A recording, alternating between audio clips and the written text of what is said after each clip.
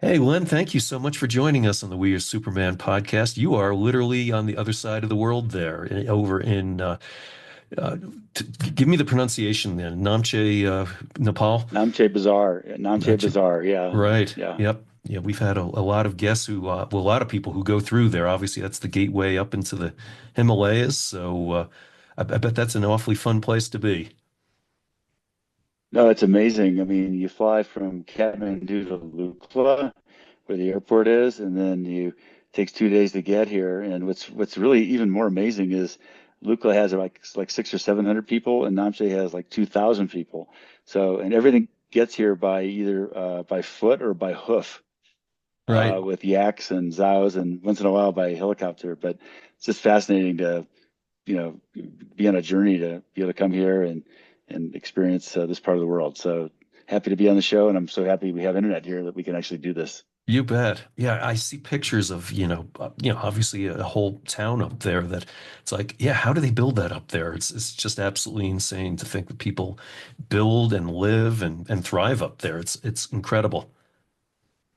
There's and the Nepali people are so resourceful, and when you fly in the helicopter across into the mountain areas, you look down, and everywhere you see, they found a way to terrace along the ridges of all the mountains to farm, and it's all these contour farms all along these amazing mountain valleys, and you just realize they make a lot with a little. Yeah. What are they farming up there? Everything they grow onions, cabbages, um, ginger, lots of all sorts of vegetables and so forth. So yeah, it's a little bit of everything. Man, I need to get out there just to learn how to garden better because, I live at a little bit of altitude, not quite there, but I'm just a very mediocre gardener. So I'm good at tomatoes, and that's about it. So, Well, my guide has a small tea house and a restaurant and a very small farm, but he's got a cow. I said, "Well, why do you mess with the cows?" He said, "We need the cow manure to fertilize the oh, garden." right. So they've kind of biologically kind of figured out everything that they need to be self-supportive, Yeah. and that's what the people are here. They're very self-supportive and no chemicals in their food. Everything's natural. It's pretty amazing. Very fit people. They all walk miles and miles and miles just for the things that we take for granted. Yeah. Oh man, I bet that food is good. I mean, I know from my trips to places like Peru and Ecuador, when you get things that are grown in places like that, they are so much better than what we get in our supermarkets. Yeah, absolutely. And it shows, they're very healthy people, Yeah. and they, like I said, they're always moving. And so no, it's really great. It's just a once in a lifetime experience to be able to come here and experience it all. So Yeah, although it's more than once for you at this point, but that's all right. We'll get to that. yeah, But I hope. yeah, I've seen pictures or videos of people landing at that airport in the Lukla, and I guess that's like the scariest airport in the world or something, right? Yeah, it's a football field length and it slopes. And when I was here a couple years ago, I saw some of the planes take off and they literally hit full throttle before they take the blocks off. Yeah, to take off. It's like an aircraft carrier when they leave, they Right. just drop and they just drop right down into the valley. But thankfully, we fly by helicopter, so it's really not safe for us to fly by plane. But the biggest problem getting to Lukla is the air pollution in Kathmandu is so bad that the visibility is so bad sometimes they can't even fly the helicopters because they have to have visual. So we were lucky and had a big rain the night before we came here a couple days Mm. ago. So it came to Lukla, so we had good visibility. But yeah, it's the fog is so thick they can't even fly along the mountain range. They can't see their way in. So yeah, it's one of the problems of developing country. Yeah, Chris Fisher, who was on the podcast a few weeks ago, sent some pictures back when he'd gotten to Kathmandu about, well, it was the most polluted spot on the planet or something like that. And pictures of how bad it looked. And you just don't think of a place like that having that. But obviously, between the car emissions and the burning wood, I'm sure it's, and down in a valley, it's just gotten really bad, which is kind of shocking and sad.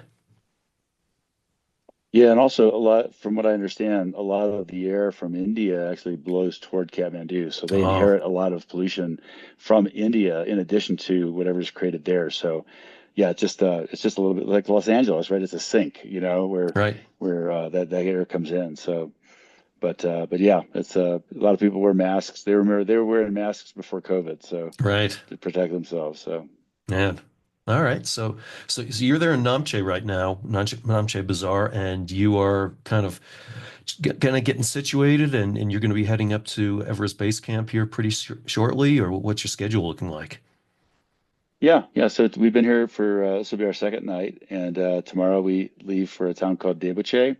And then we're effectively slowly going from 11,000 feet above sea level to base camp, which is 17,000 feet. And so we'll spend the night, and every day we go up, between 1,000 and 2,000 feet. So we'll spend a night there, and then we'll go to the next town called Dingboche and spend 2 nights there, and then Lobuche, which is one of the closer to the top at around 16,000, and then eventually to Everest Base Camp, which is 17,500 feet above sea level. Nice. So it's just very slow acclimatization and allows your body to adapt, and that's the typical trek to base camp. And you run into lots and lots of people that are just trekking to base camp from all over the world, Right. and it's just some great conversations in the tea houses over lunch and dinner and breakfast, and just to see what motivates people and of all ages, from kids in their 8, 9 year old kids to people in their 70s. It's just really from all over the world. So it's a pretty amazing place to be, and great experience, and the valley is just beyond beautiful. Yeah, and just to be clear for folks listening, I mean, this is a walk on a trail. This is not you're not in the car or the bus or whatever like that. So it's you're basically trekking up this trail. And I'm just looking at we have our sound here still.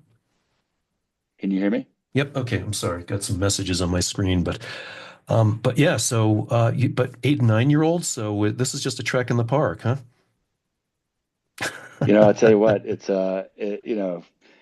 amazing, what parents can convince their kids to do. So, Right.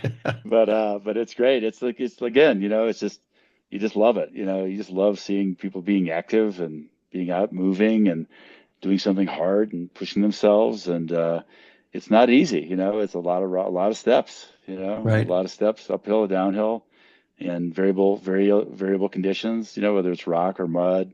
And so, yeah, it's a definite workout, to get here. So, but it's great. It's just great to like I said, see so many people, and it's fun to talk to people because 99% of the people that are trekking are just doing it for recreation. So when they ask you if you're why you're here, and you say you're going to climb, they really perk up and want to know how you do it. So it's really fun to share kind of the strategies and the preparation and the training to be able to make an attempt to be able to summit Mount Everest. Yeah, and I'm sure even somebody like you who's been up in places like that before, it's a learning opportunity. You never know what little things you're going to pick up along the way. Oh, absolutely. And you also meet, like today, for example, my guide who lives near Lukla has been guiding his whole life, and a man from Israel just showed up in Namche, who he's known since he was 17 years old, and climbed with him for many many times. So I just had a cup of coffee with him, Wow. and he's 77. And he looks like he's 50, and just really cool. And he had advice for me and had some pointers. So it's like I said, it's a very sharing community. I think that's really one of the things I really enjoy about sports. Right. And so many sports I've been fortunate to be able to participate in. Um, I've been around a lot of very unselfish people that are givers, and they want you to succeed, even though you might be competing with them. They want you to succeed. And most of the sports that I've been successful at, being able to participate in, and I'm attracted to that too. So, but Right. it's just great to just pick up a little bit of advice, and it's all positive.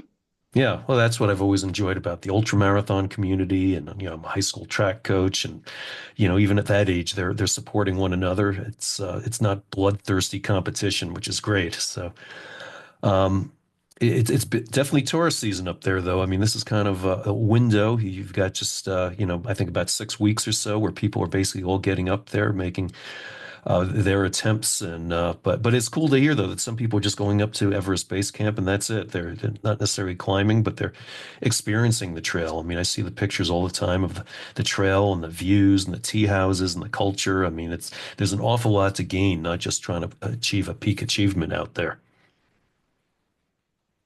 And for me, the way I look at it is, sure, I want to be at the top, right? I want to get to the top, but the way I look at, anything I do, it's not the summit. It's the process, how to get there and how to get Right. back. It is the whole experience, from the start to finish.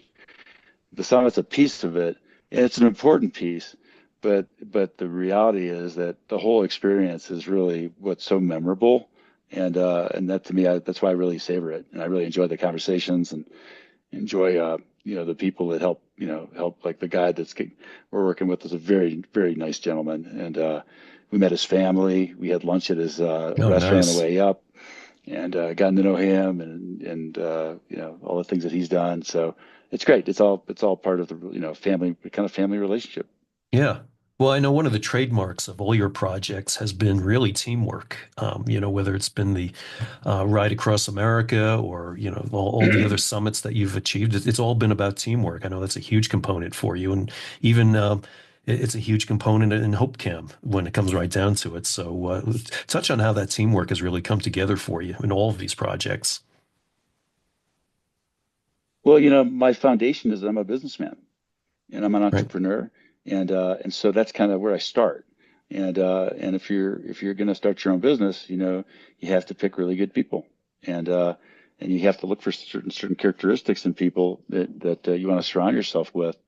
And for me, it's always been, positive, unselfish people that have good skills and are curious and want to learn. And so, you're a coach, right? So that your job as a coach or a leader is to bring people up, build people up, and give them opportunities to grow and give them opportunities to learn more. And so for me, whether it's the things that I do in cycling or running or these types of expeditions, it's really all about surrounding yourself with people that are like that and that believe in a mission. And I've been very fortunate that I stumbled upon a need in the community that I've been able to fill, and in doing so, I've been able to build some really amazing teams that have supported me in doing some of the things that I've done, all for two reasons. One is to tell the stories of the impact that we create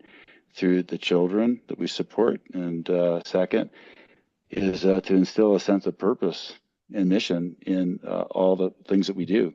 So if you're on my crew or you're part of it, and even if you're climbing with me and you just met me, I'm going to share with you the stories of these kids, and they're inspiring to people I meet, and it's kind of fun. It's Right. very contagious to be able to share a larger purpose other than, again, we all want to hit the summit, right? We all want to achieve to get to the finish line. We all want to beat the cutoff, for the Right. race.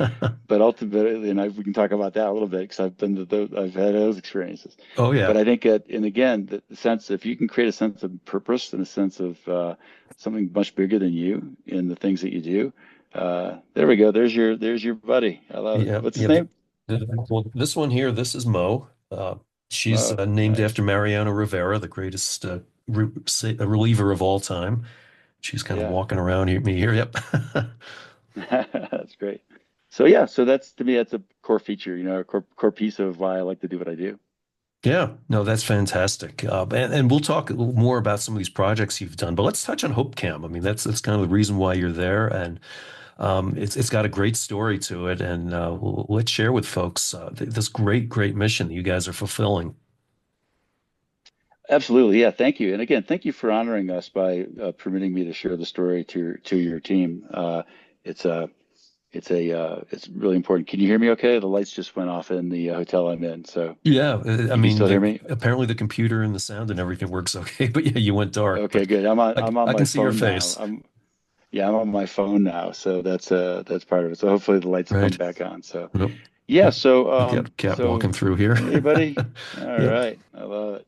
So yeah, so in 2002, my son Matt was 9, and he was diagnosed with leukemia in January of 2002. And at the toughest time of his life, when he needed to be with his friends the most as a 9-year-old, he was stuck going through treatment. The first 6 months are really tough because they have to reduce their immune system so the medication will function. So he was hyponatremic, which means not. I'm sorry, he was neutropenic, and which means that he couldn't be at school because he couldn't get the risk of getting sick with a Mm, lowered immune system. right. And so, and I could see how lonely it was for him to be isolated from his friends. And at the toughest time of his life, he wanted to be back in class. And I was fortunate to be able to connect with the leadership of the school system where I live in Fairfax County, Virginia. And they let us put a webcam in his classroom before Zoom or Skype or FaceTime. And and it was pretty amazing to see the impact of his friends being able to see him at home going through treatment, watching his hair fall out, his face balloon up from steroids, and they saw that in real time, and they reminded him that that empty chair in his third grade class, that's Matt's chair. No one's sitting in that chair, and he would want him back, and they gave him hope that that he wasn't forgotten, Yeah.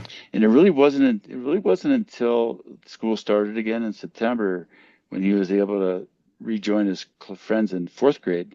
And what was great was every kid in the classroom, all 24 of those kids knew what happened to him. He wasn't the kid that just disappeared, He was Matt, and they knew what he went through because they saw it in real time.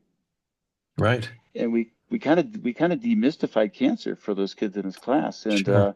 that was like the big moment for me. I said, "Whoa, this is like his reentry." I remember when I was a kid, I had my tonsils taken out, and I was gone for like 10 days, and Right. I was terrified of going back to school for not being able to catch up.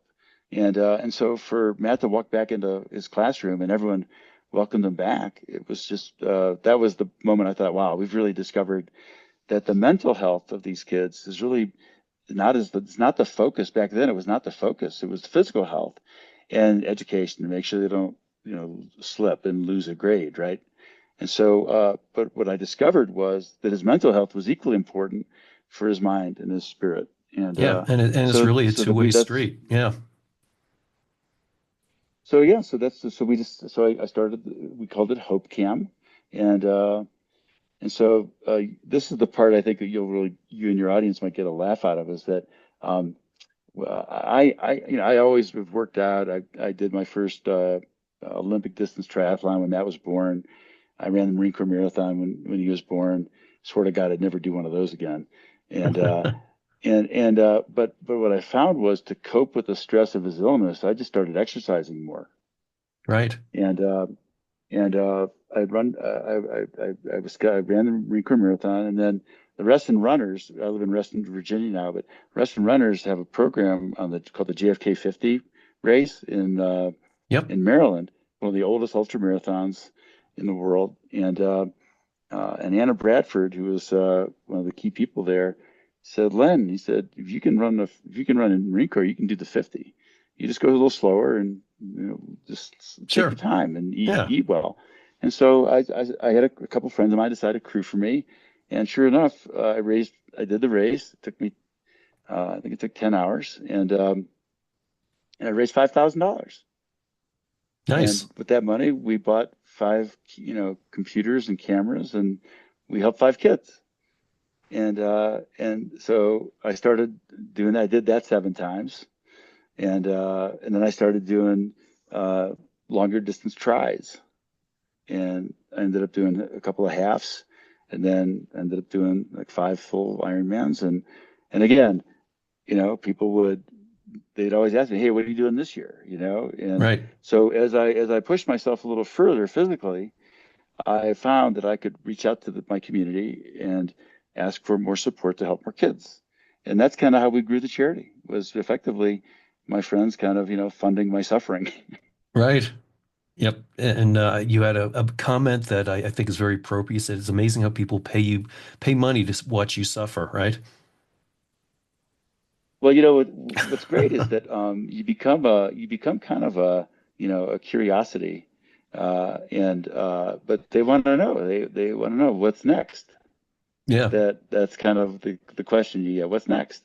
And so I found that and I was very curious to see how far I could kind of continue to like push the envelope on physically what I could do right. and do the work, do the training and do the work and then try to go a little faster, try to go a little longer distance, and so to me it was very fulfilling as a entrepreneur. Now, fortunately, I started my own business in my 30s, and so I had the luxury of being able to take the time to do these things. So I never had to ask my boss for time off, Right. but I had to surround myself with really good people, so that when I did leave and go on the long events, that people would cover for me, and I was able to successfully do that. You bet. Well, one thing you learned a long time ago, Len, is about something I preach a lot of the time that I think the best route to mental health is through movement. And it doesn't matter what it is, if people want to, run or bike or swim or walk, whatever it is, any kind of movement is obviously huge. And I think it's kind of it's coincidental. I don't know if you've been aware of what's been going on in this country here just the last couple of weeks with this ice bucket challenge that a lot of college age students and high school age students are doing right now. Kind of like the ice bucket challenge that took place several years ago for ALS. Now they're doing one for, it's some organization related to mental health. And of course, there's been a lot more focus on mental health among young people, whether they're athletes or students or what have you. And so now they're all doing this big ice bucket challenge. It's one of these viral social media things. So and I'm hoping part of that component is not just throwing buckets of ice water over each other's heads, but it's also getting out there and discovering what movement does in terms of being able to help you deal with situations like you had with your son, Matt, or whatever else people have going on in life. Make no mistake. I mean, it's therapy in Yeah. many respects, and it's cleansing. And I mean, I think that and I'm a big fan of Peter Attia and the Hmm. things that he preaches about Right. longevity, and it's pumping blood through your brain.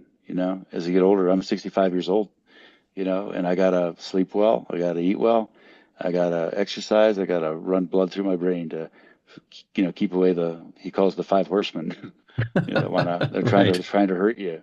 Yep. So, but yeah, no, the movement is really what, you can do is all the Sudoku in the world to prevent yourself from getting, Alzheimer's or dementia. But, in the end, if you're not moving, you're just good at Sudoku. Right. That's true. Yeah, well, I was a math major in college, so yeah, it exercises that part of my brain anyway, doing that. But no, I like the movement part a whole lot better. You're right. Well, you've got your son Matt with you over there, which is awesome. I mean, it kind of went back to his whole story there. How did things turn out for him? I mean, obviously he's alive and all, but he had to go through an awful lot of hell to get to where he is right now. Well, what's interesting is, and we discovered this, well, right now he's 32. He'll be 33 in August. Right. He went to college at Stetson University in Florida, and he worked for 5 years, starting his own in commercial real estate, then starting his own company, making healthy snack food. And then he joined me about a little over 5 years ago in my company. In my day job, I build and I own cell phone towers. I was a real estate developer for many years, and built apartments, shopping centers, land development, master plan communities, and then flipped over in year 2000 and started building cell towers as a real estate business. And I've stuck with it since then. And so he's been with me for 5 years, and it's just he lives in Reston, and I love seeing him every day. So it's been That's a great cool. trajectory, and he's really healthy. But what's interesting is, and very few people really talk about this with kids with cancer, because everyone's focused on can they be cured, right? And fortunately, Matt had a form of leukemia that was very curable, Mm. and so but what I didn't realize was that he would get effectively the equivalent of PTSD from having to face his own mortality as a young person. Mm. And Wow. when you're 9 years old and you have to deal with that, it leaves a mark. And so that's where I think the Hopecam charity really tries to help assuage that, is to try to fill in that missing hole in their lives that has such a deep impact, because we've all learned from COVID, what it's like to be isolated Right. away from and not be able to see our friends and the way we normally do, and the impact of that loneliness. And so those are things that all these kids have to overcome. It's not really talked about. No one really wants to talk about that, Right. the long-term effects. And the other thing that happens is families get it too, Hmm. because as a parent, you're facing the mortality of your child, Right. or if you're a sibling, or brother or sister, you're watching your brother or sister face their mortality, and it leaves a mark on everybody. And so I think that we're now learning a lot more about those impacts, and how much support is needed. So, but to answer your question, he's doing great, and Yeah. he's here with me to go to base camp. We climbed Kilimanjaro together when he was in college, and that was Nice. the first of the 7 summits, and now he's with me hopefully for my seventh summit. So Nice. So, first of all, Stetson has the best college nickname of all colleges in the country, I think. absolutely, Yep, yep, the that's Hatters, yep, yep. hmm I know. I'm a sports writer, and so at one time I had to sit in an office and memorize the nicknames of every college in the country, and so Stetson Hatters is the best. yeah. Um, but yeah, I mean, I want to get back to the mission of Hopecam and how it's helping connecting these kids. But if you're comfortable talking about it, we know about how adults deal with the stress of possibly losing a child's life. But how you mentioned before the PTSD or whatever the impacts that it's had on Matt, having to have faced his own mortality at the age of 9. You're like, what kind of lasting, I don't want to necessarily say scar, but impact does that have on him moving forward in his life? If that's something you can talk about. Well, he's very spiritual, Yeah. and I think you kind of become an old soul when you've run through the gauntlet of that disease. Right. So he's very wise and very measured, and so I think that that's one of the characteristics, is that when you come through that, it's cathartic. Mm, We talk about running 100 milers, right? You go right. run your first 100 miler, and when you're done, it's cathartic, because it's something that very, very few people even attempt. Sure. And it reframes your view of what's possible for you. And I think the same thing happens to these kids, is it reframes their how they think about the rest of their life, because they Right. have it. Yeah. But I think for a lot of kids, and that's way past the critical point, but the biggest fear for a lot of these kids is it's going to come back. Oh, yeah. And that relapse, at least, so you finish treatment after 3 years, but you're not through the woods for another five. And so you have this hidden like fear. The whole family has it, because hidden fear that you could relapse and it could come back, because you're not through the woods until you hit the 5 year mark. So I think that has an effect, Right. of knowing that, things may be temporary. Your doctor says you're cured, you're done with treatment, Yeah. but no one knows until Sure. you're past that point. So I think all those things accumulate, and so, and here's another thing I think it's really kind of relevant, is that when your son has cancer or your daughter has cancer, the whole world comes to you and wants to help you, and it's Mm, very authentic. right. Can we send meals? How can we help you? And so the community really rallies for these families. But after about 3 months, and this is not a negative, this is just life, right? About Right. 3 months, people kind of go back to their world, and you've got, 2.5 more years of treatment, Right. So it's kind of like, there's a depressive point there where'd everybody go? But life goes on. And so one of the things that I've learned in not only being involved with, making these connections to be able to pay for the equipment, pay for the internet. 70% of the children we support attend Title I schools where lunches are free. So Yeah. we're not only helping kids with cancer, but we're helping some of the most needy families, kids that normally wouldn't have this easily. But more importantly, though, is that whenever I do these events, whether it's running marathons or climbing mountains or cross country skiing to the South Pole or whatever, right, is I always tell the stories of these kids. every day that I'm moving. And I call them. And after I run a marathon, if they're in the city, I try to match the kids because we help kids all over the country. I go visit them and I give them my medal. I give them the shirt. I always make sure I get the small shirt. Right. Nice. And I tell them, I tell their stories and we promote how Hope Camps helped them. We tell their stories. We remind them that they haven't been forgotten and that I'm out here doing a climb or I'm doing a bike ride or a run. And yeah, it's hard, right? I mean, there's no question I'm doing hard things, but you know, uh, some of these kids are going through radiation back to back to back to back. Yeah. So I might have a hard day on the trail, but it doesn't even come close Nope. to what they're going through. So they inspire me, and I tell these kids that they inspire me, and so it's kind of fun, because this is usually after the things have kind of gone back to normal for everybody else. So it's really rewarding too to be able to go back to their enter their lives at a point where most people have kind of left, and remind them that hey, we're out here. I'm over here, Right. and I'm thinking about you today. And you were climbing with me today. You may have not known it, but you were climbing with me today because I was carrying your picture. I was videotaping your story, sharing it with the world, and let them know how brave you are. And so to me, that's as validating as much as the making the connection is to remind these kids that there's somebody out there that's hasn't forgotten about them.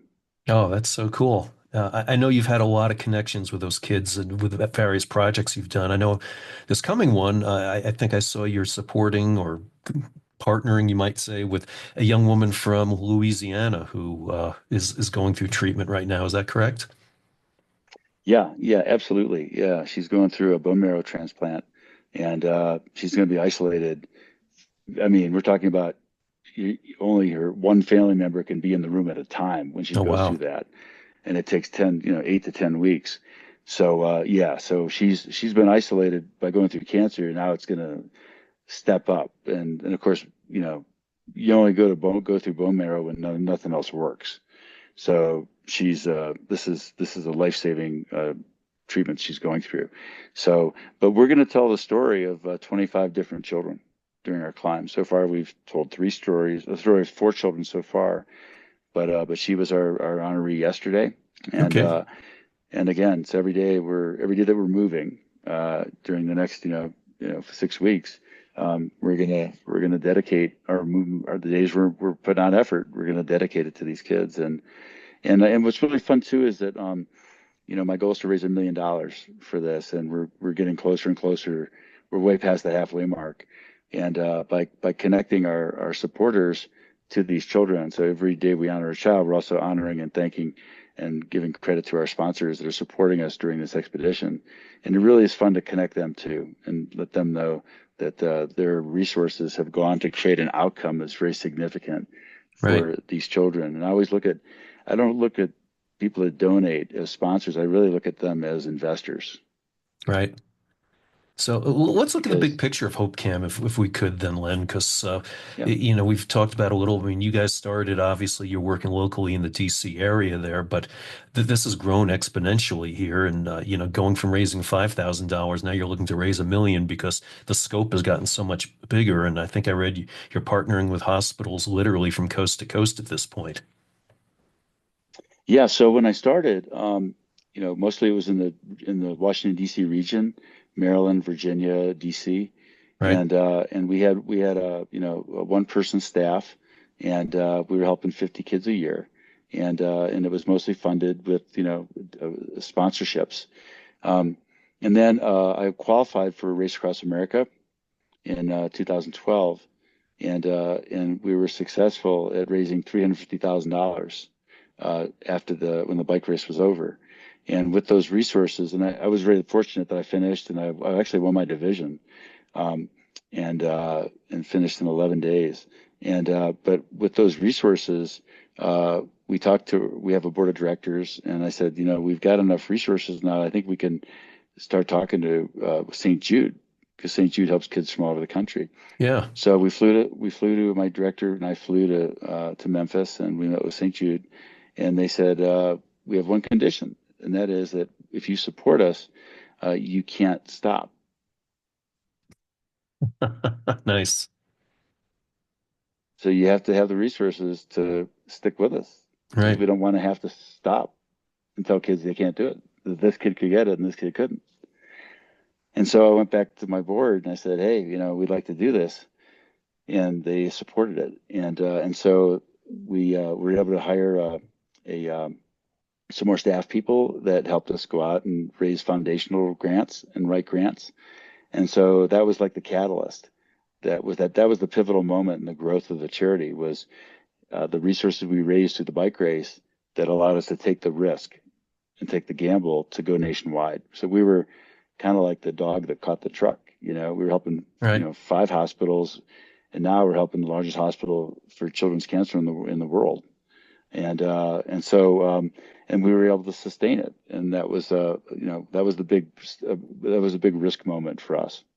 Right. And now, so we were successfully connecting, from 50 kids to 250 kids, and then it's grown. Right before COVID, we were connecting, close to 500 kids, and most of our funding came from grants, from foundations in the locations where we're supporting the children, Okay. and then COVID happened, and um, applications just started growing from 500 to now almost 1,000. And I think it's the recognition today of loneliness, and parents are much more attuned. And so now we've got a real dilemma because we don't ever want to have to say no to children.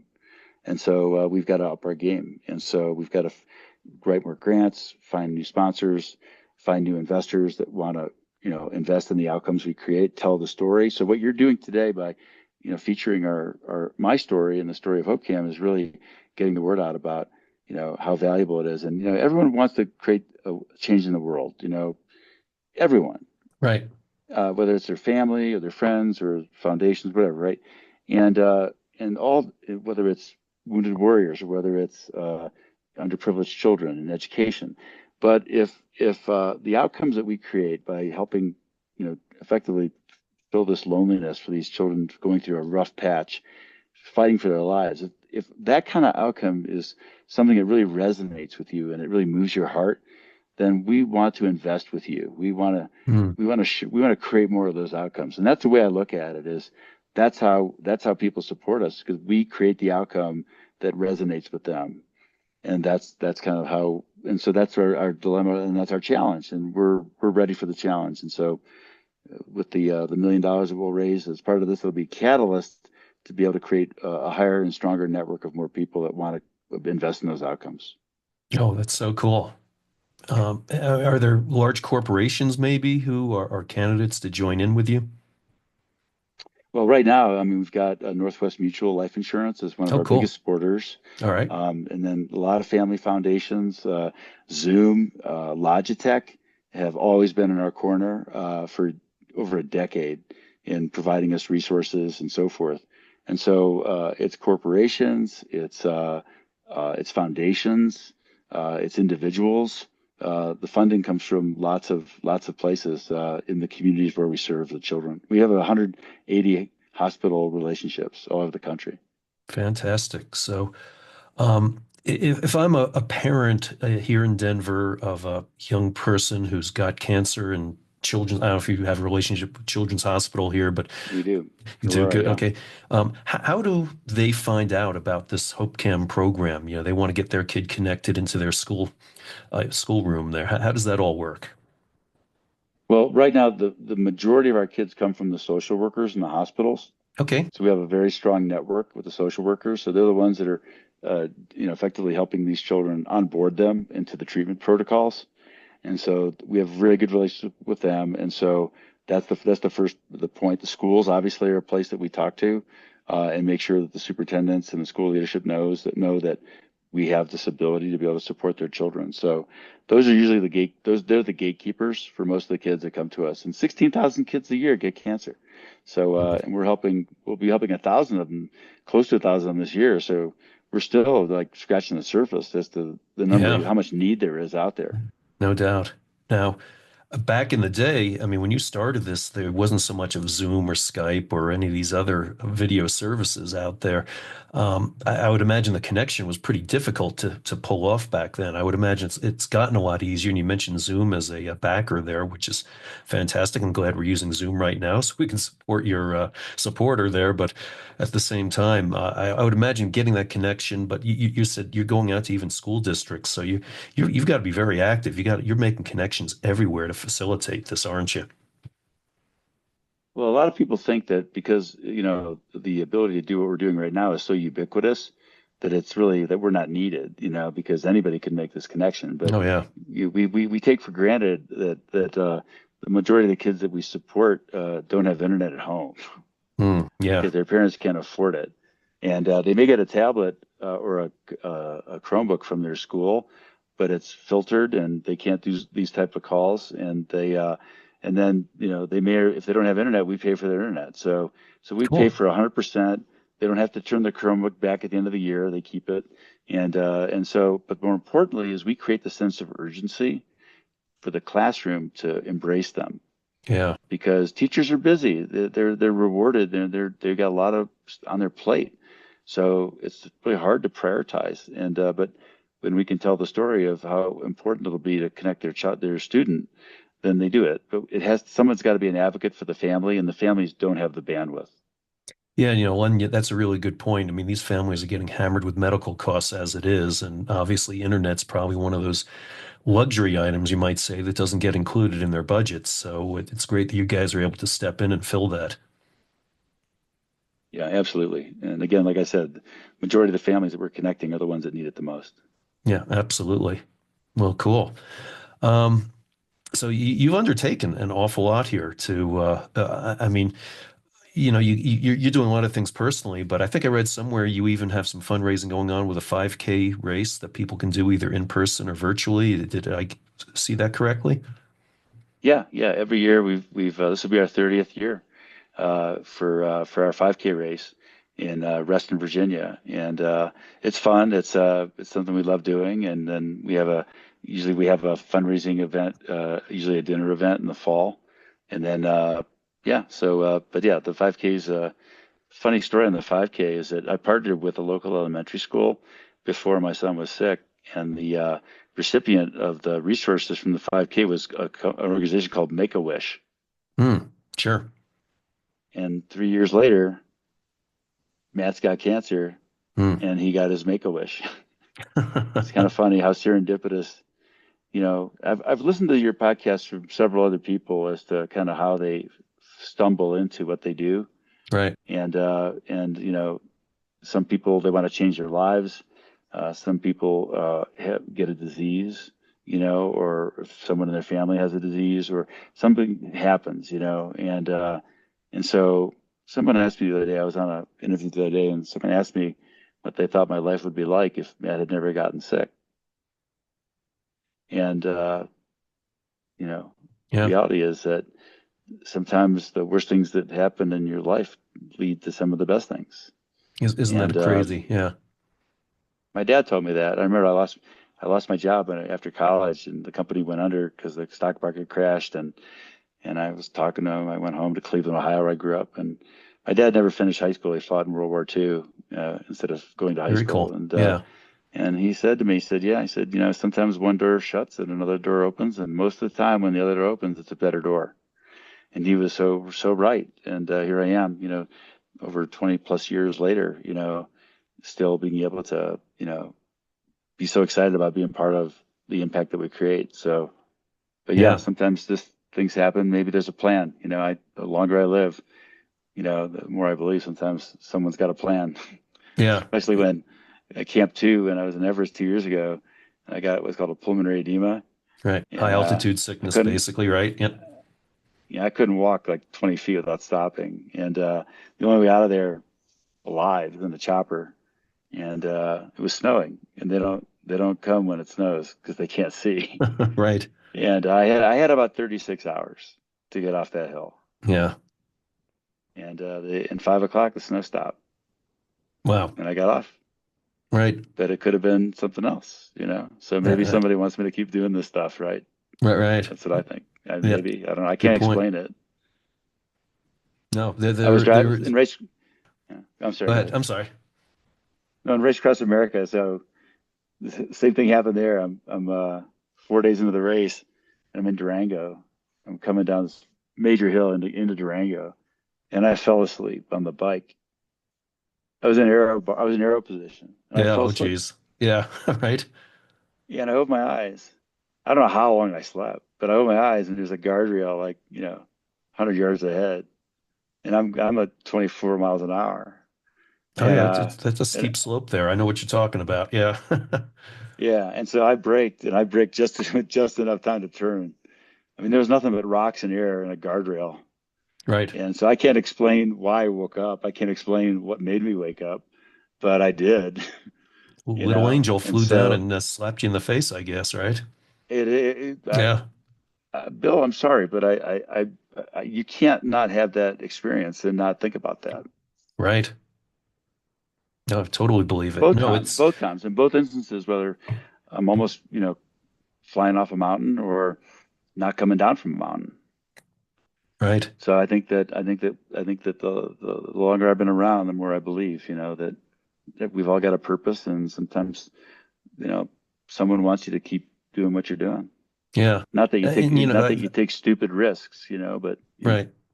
you do I've something heard that there. perspective so many times from people who've had really catastrophic things happen. They'll say, um, one guest we had on here, his basic motto was, why not me instead of why me? He in particular had gotten Guillain-Barré syndrome, and he became a triathlete. But again, his whole message was, why not me? Because it formed him into somebody who wanted to go out and help other people, and he figured there was a purpose why he was given that disease, because he probably wouldn't have gone down the same path if he hadn't faced that adversity. And I hear that same idea represented by so many of our guests. It's like, great. This was like the best thing that ever happened to me in a way. And you shake your head and you're like, what? You'd rather be paralyzed or, whatever. But it really does shape you.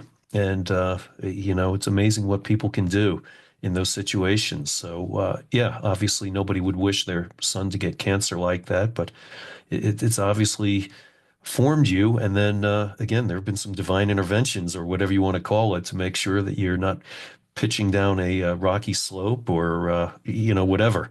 So, keep doing it. I guess that's the bottom line is keep doing it. That's what they're telling you. Well, the other thing that really the real unsung heroes are my family that support me. I Yeah. mean, because reality is that the kind of things that I do. I just celebrated my 40th wedding anniversary in September, Oh, and congrats. thank you. And the kind of things I do, I would say that the majority of people I know, their spouses would not have any part of it. You Right. know, It's true. and my wife Elizabeth has been in my corner every day, Yeah. and so without that support from your family, it's really painful. You know, and a lot of people, don't have those relationships, because they do things like things I do, and they don't get the support, and those relationships get very strained. So I'm really blessed, that my family, my kids, they get me, and Right. they know that this is a part of who I am, and I feel blessed physically that I can do what I do, but in the end, nothing happens unless you have support from lots of people, and it starts with your family. Yeah. Could you talk to my parents, please? Because they don't get me at all. They just they think I'm still going to drop dead running an ultra sometime, but it's like, hey, I've made it this long, but it doesn't matter. It hasn't changed. Hey, Well, first of all, the yeah, fact go that you ahead. have your parents is awesome. So that's Yeah. that's the best part, right? You know That's what, the Len? best They're part. coming up next year on their 70th wedding anniversary. I mean, how crazy is that? God bless them. That's Yeah. awesome. And And you're so blessed. yeah, no, I know it's very it's few true. people that have my age that have both their parents. Yeah, no, it is amazing, and they're in good health, which is just mind blowing, really. So, yeah, hopefully they stay that way. Thanks. But I'm kind of, while the lights are still on over there in your place, I geek out all the time over Antarctica, and I'd love to hear more about, your adventures climbing six of the seven summits thus far, or even, the seventh one that didn't make it. But I want to hear a little bit more about some of these adventures you've had, achieving this goal of reaching the seven summits. Well, it's funny because again, based on the choices you make and the things that you do, you intersect with other people. And I think one of the commonalities of people that are on your show is that they tend to migrate toward other people that are like them, Right? that do things like they do.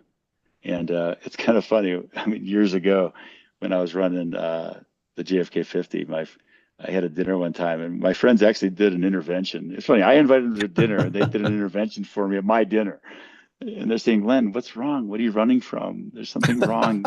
You shouldn't Nice. you shouldn't be doing these things. There's something missing in your life. You need to find out what that is." And and I reassured them that I was okay. And then the next day I just called all my, ultra friends saying, I had this experience. Am I okay? I said, yeah, you're fine. You're don't Right. listen to them. You're great. Forget about those guys.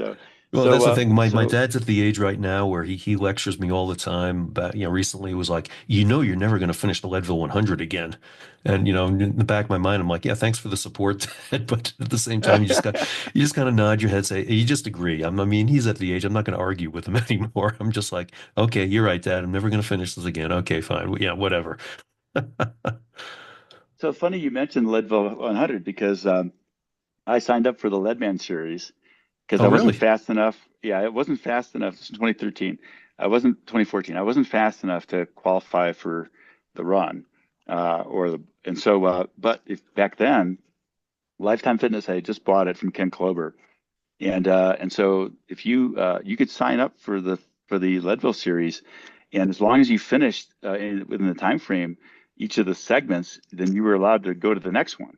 Yeah. And so I chose to do that, and um, I did the marathon. And so what I would do is I would fly in on Thursday, and I had a friend that had a place in Vail, and so I'd crash there for 2 nights, Thursday, Friday, and then Saturday morning I'd get up early and ride to Leadville, drive to Leadville in my rental car, and do the race and then fly home.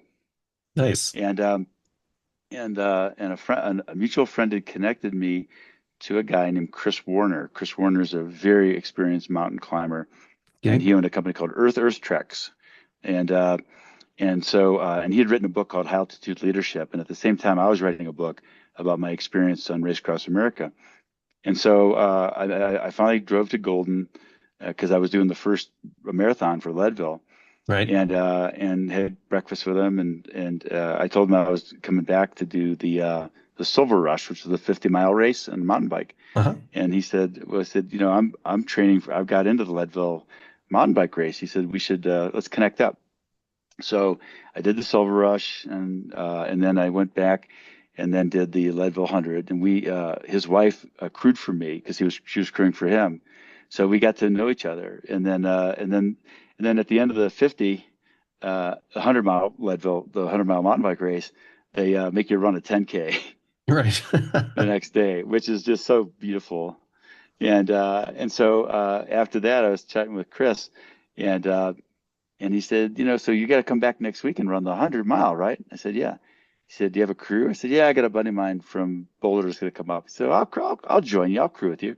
So Chris joined my crew, and he was running with me several times after the 60-mile mark or 70-mile mark.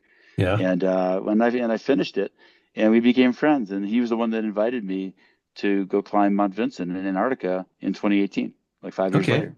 Right. And that's how it started. That's how it started. Because Matt and I did Oh, Kilimanjaro when he was in college. But Chris calls me up in September 2018 and says, "Hey, Forkas," he said, "I'm going to go climb Mount Vinson in Antarctica. You want to come along?" And of course, my answer was, "Yeah, yeah, sure. of course." I had no idea how much it would cost, but I said, "But whoa, wait a minute. I've never climbed a mountain. I've never done any glacier work. I mean, why on earth would you want me to join your team?" He had a team of four people, himself and two Very others valid plus me. question. Yeah. So why on earth would you ask me to climb a mountain? The other two guys were very experienced Right. mountaineers, And he said, well, he said, sometimes it's more important who you climb with. And you're an endurance athlete, so you'll just carry more stuff. You'll carry more. You'll be our mule. You'll carry more weight. And he said, and I said, but Chris, I don't have any of the skills. I've never used crampons or ice axes. He said, we can teach you that.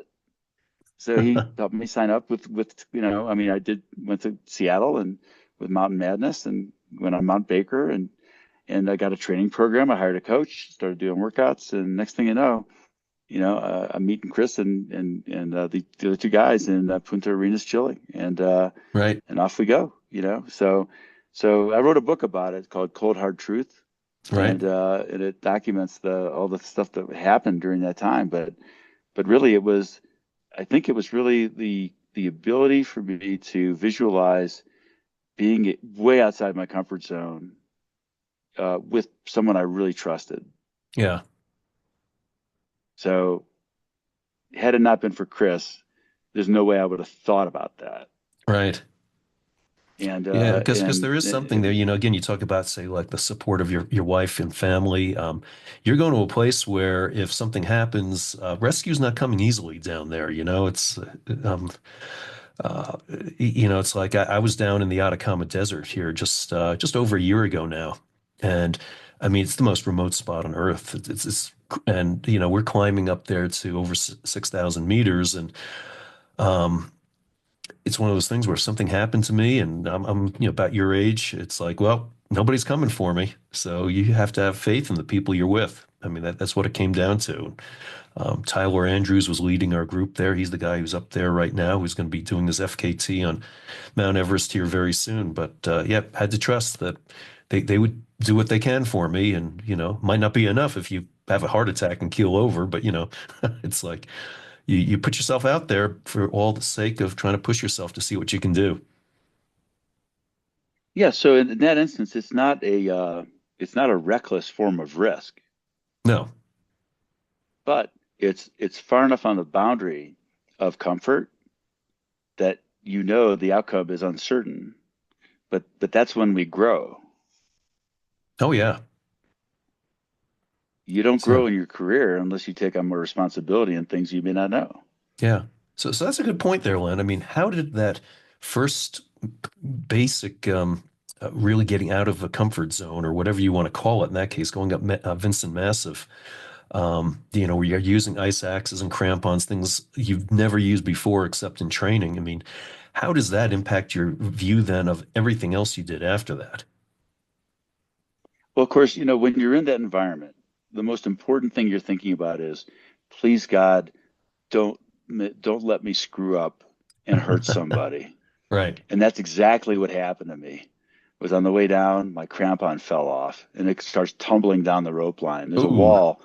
There's a wall that's up almost a mile up. It's one of the biggest Jumar walls in any mountain. And I'm coming down this after we had summited, I'm coming down with a heavy pack, and I hadn't properly attached my crampon on my left foot, Oh, and wow. uh, I mean, I could have killed somebody. Right. So you don't want to be that guy, but you also learn since then, I've never lost a crampon. Right. But that's where again, I call it the stupid tax, right? Sometimes you pay a stupid tax when you're learning something new, but you Right. have to accept the fact that you're going to do something stupid. And fortunately, it only rolled 30 feet, and another expedition leader who I got off on the wrong foot with ended up saving me, and it's in the book. It's a really great story of, don't judge people by your first impressions. Right. And the guy that I disliked the most of all the people I had met in that entire experience ended up helping me the most, and we became fast friends later. And so, but and that's in the book. Yeah, But funny I how that think that happens. Yeah. that's yeah, exactly. My mom always taught me when I was a kid, if you don't have something nice to say, don't say anything at all. And that when I lived by that, and it really paid off for me. Because there Right. were a lot of things I wanted to say to that guy at base camp that but you know what? Take the high road. He's having a bad day, don't judge. And Right. that was the lesson I learned there. And then we finally made it back to base camp because you have to fly on a jet to get the Punta to get the from Punta Arenas to the Union Glacier. It takes 4 hours, and then you take a small plane to get to base camp. And we finally made it to the base on December 16th. And I've got 9 days. I've got 9 days to make it home for Christmas. It's gonna be I got time to go do some Christmas shopping.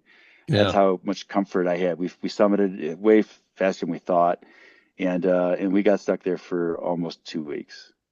really. Just Uh, weathered in.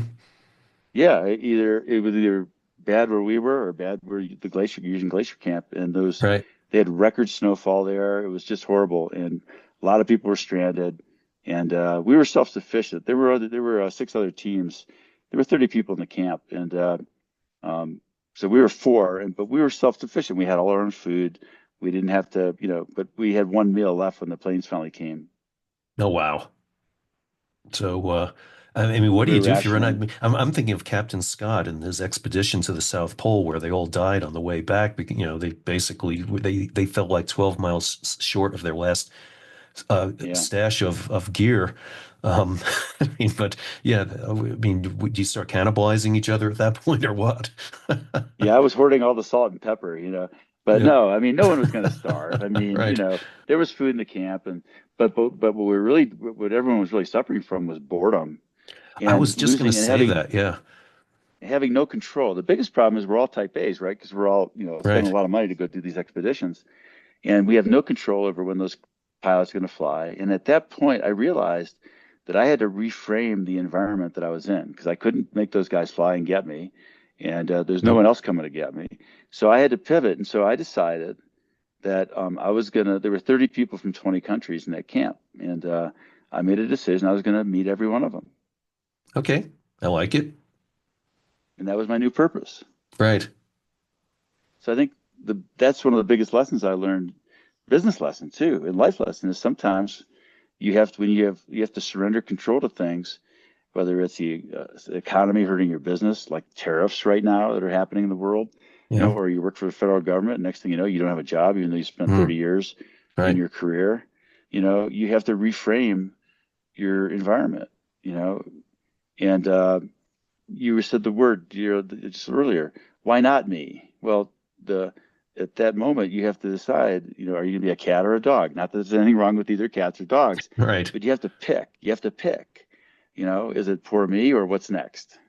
Right. And I think that open mindset that we read about all the time from authors, this open mindset is you have to reframe and then pivot and then move on. Or if you're in a race and things are going not well, you know, your training strategy is not working, your nutrition strategy is not working. Okay, what can I focus on? What can I control? What do I have to change? How do I adapt? And I think that mindset on adapting and setting a new goal, Right. and learning from failure. So in that instance, the failure wasn't mine. It was the failure of me taking the risk of missing Christmas, which I did because I Yeah. went in December instead of January. And having to tell my family Right. I wasn't coming home was pretty impactful for me. It left a mark. So that's kind of how it started, and when I got back, I, got really interested in some of the other places that, potentially I could learn to climb. And so that's kind of so it was really, that was the start, was the Mount Vincent. Yeah. You know, I've always worried about how I deal with the boredom of being stuck as such as you were. I mean, so Tyler, I've seen a lot of his postings. He'll be in Everest Base Camp and they're waiting for a window in the weather to go to, whatever project they're getting to there. And I always think, my God, I couldn't sit around in Everest Base Camp every single, day after day after day.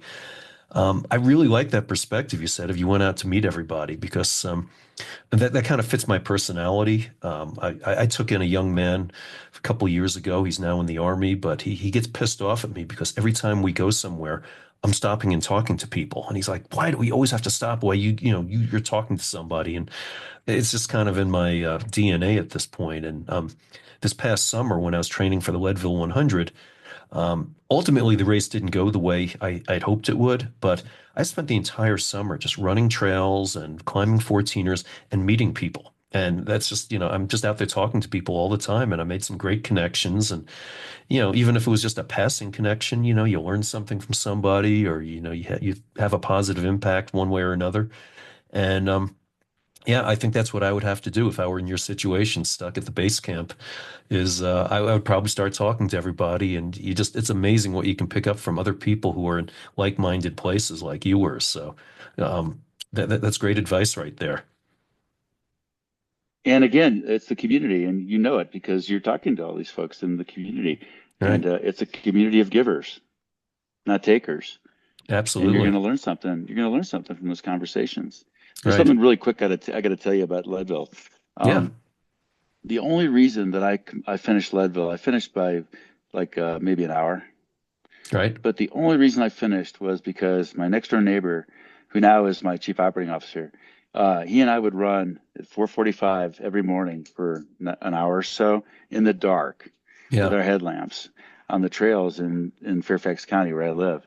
And it was that skill that I learned on how to move quickly with very little light up and down trails that gave me the ability to be able to accelerate during when it got dark, because a lot of people don't like. I was listening to one of your podcasts of one of the people that ran Leadville. They don't like running in the dark, and Yeah. they slow down. And most people were slowing down. I was speeding up. Right. I was I was flying past people on the downhill, and I just barely made the cutoff at Twin Lakes. I Okay. mean, I made it by like maybe 15 minutes, Right. and that's when my support team started running with me, and but so go figure, right? You think I would have ever thought of that training by running at night would help me? I never thought of that. I just lucked out. Right. And sometimes when you're successful, you don't really go back and deconstruct why you were successful. Right.